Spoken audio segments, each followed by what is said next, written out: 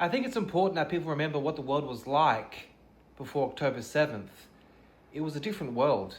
If you said anything that questioned like this whole totally progressive, like constantly more left wing regime, you were demonized. And so culture affects policies, which affects like money, how your kids are raised, what's good to watch on TV, local businesses, small businesses around you that actually add value. They're all affected by policies, which is affected by culture, right? So it's very important to understand, like the algorithms of social media, which is culture, it's real life now. They pushed all these values. People say, why even talk about life? Why even talk about like life, COVID? Why even talk about any of these issues? Because it's like, well, it affects now. You're wondering why things are more expensive now. You're wondering why there's so much victim consciousness now. You're wondering why there's like so much power hungry culture now in weird places and the obsession with sexuality. You're wondering why this stuff happens. You got to look back like a couple of years before that, what was going on to affect now. And so it's worth analyzing because like life changes so quick. It's so easy to be like so obsessed with what's happening now, but we forget what happened even just a couple of years ago.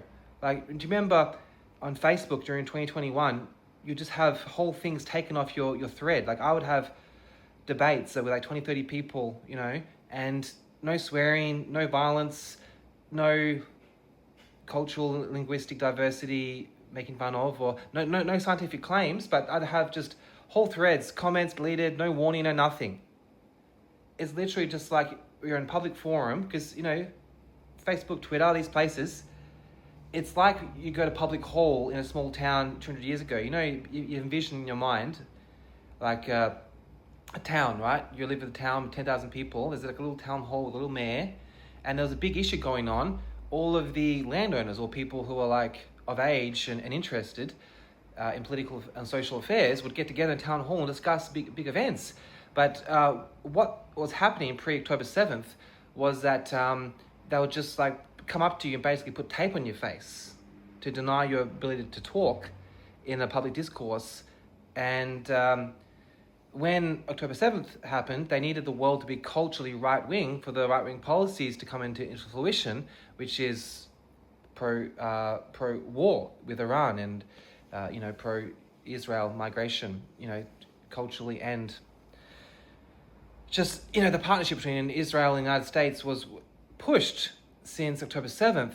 And so they needed Donald Trump to win, they needed the right wing to win, because the right wing are more pro-war, and they're really pro-Israel, and they're really anti-Muslim culture, even though Muslim culture is kind of similar to Christian culture, think about it.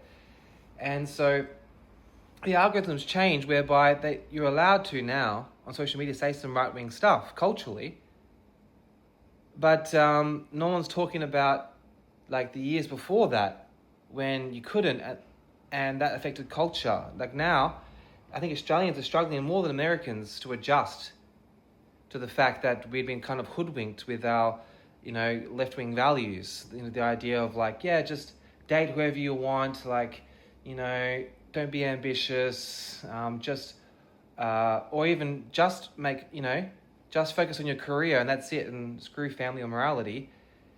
Those left-wing cultural values have been pushed so long because they've like controlled the algorithm of social media pre-October 7th. But now they're starting to let some right-wing values come in because they need to have the right-wing policies for the Iran war.